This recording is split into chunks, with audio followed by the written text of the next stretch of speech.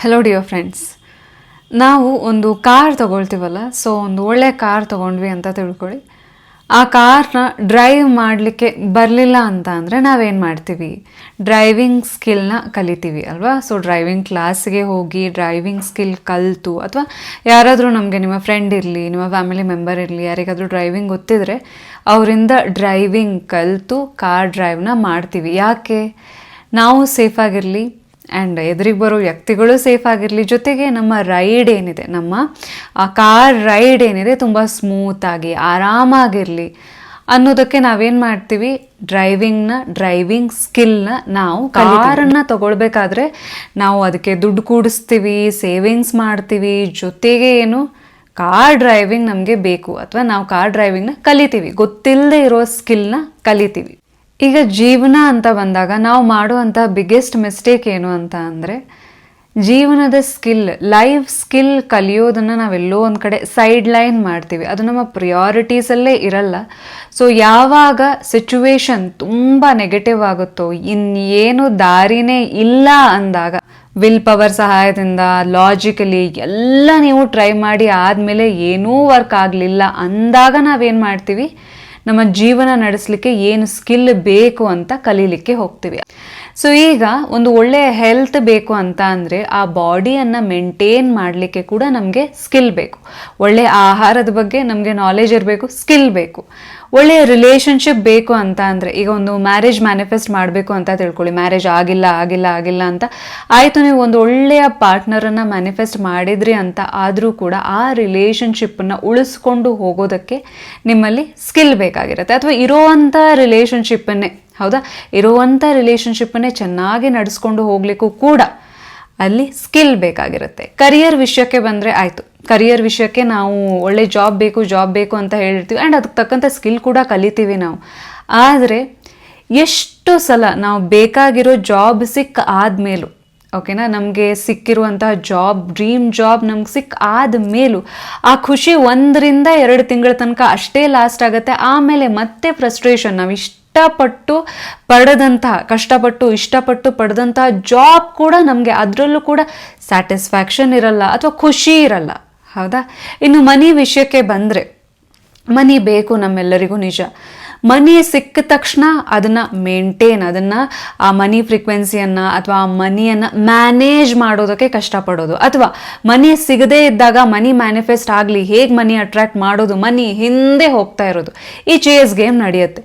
ಅಂದರೆ ನಮ್ಮ ಜೀವನದ ಪಿಲ್ಲರ್ಸ್ ಆಗಿರುವಂಥ ಹೆಲ್ತ್ ಇರಲಿ, ರಿಲೇಷನ್ಶಿಪ್ ಇರಲಿ, ಕರಿಯರ್ ಇರಲಿ, ಮನಿ ಇರಲಿ, ಇವು ಎಲ್ಲದರಲ್ಲೂ ಕೂಡ ಯಶಸ್ಸು ಸಾಧಿಸಬೇಕು ಅಂತ ಅಂದರೆ, ಖುಷಿ ನಮಗೆ ಸಿಗಬೇಕು ಅಂತ ಅಂದರೆ, ಆ ಖುಷಿಯನ್ನು ಮೇಂಟೈನ್ ಮಾಡಲಿಕ್ಕೆ ನಮ್ಮಲ್ಲಿ ಸ್ಕಿಲ್ ಬಹಳ ಅಗತ್ಯ.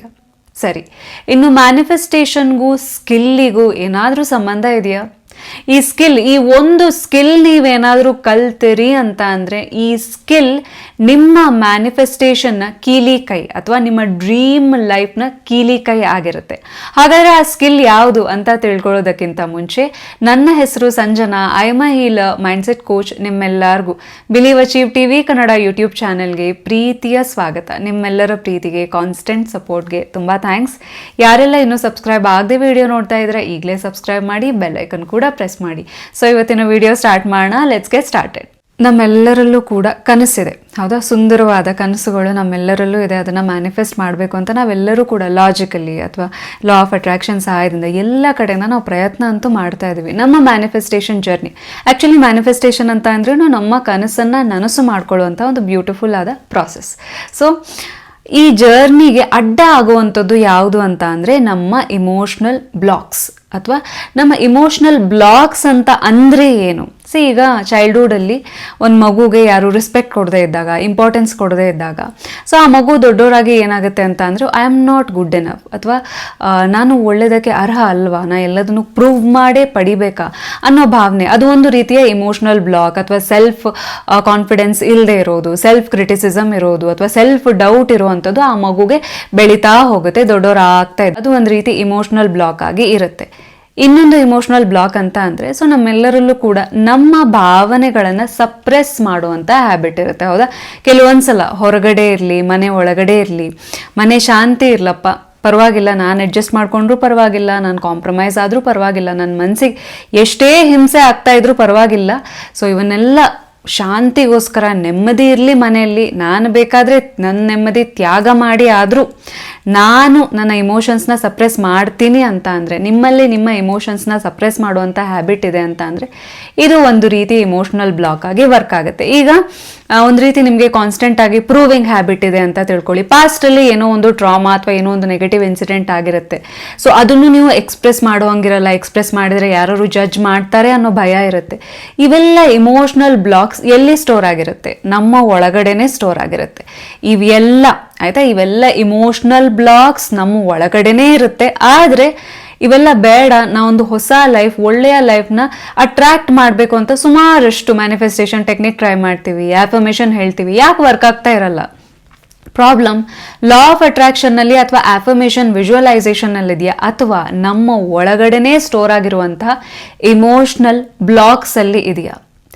ಈ ಇಮೋಷ್ನಲ್ ಬ್ಲಾಕ್ಸ್ ಏನಾದರೂ ರಿಮೂವ್ ಮಾಡಿದ್ರಿ ಅಂತ ಅಂದರೆ, ನಿಮ್ಮ ಮನಸ್ಸಿನ ಒಳಗಡೆ ಸಬ್ಕಾನ್ಷಿಯಸ್ ಮೈಂಡಲ್ಲಿ ಇರುವಂಥ ಇಮೋಷ್ನಲ್ ಬ್ಲಾಕ್ಸ್ನ ರಿಮೂವ್ ಮಾಡಿದ್ರಿ ಅಂತ ಅಂದರೆ, like a magnet with minimal effort ನೀವು ಆರಾಮಾಗಿ ನಿಮ್ಮ ಡ್ರೀಮ್ ಲೈಫ್ನ ಅಟ್ರಾಕ್ಟ್ ಮಾಡ್ಲಿಕ್ಕೆ ಸಾಧ್ಯ. ಯಾಕೆ?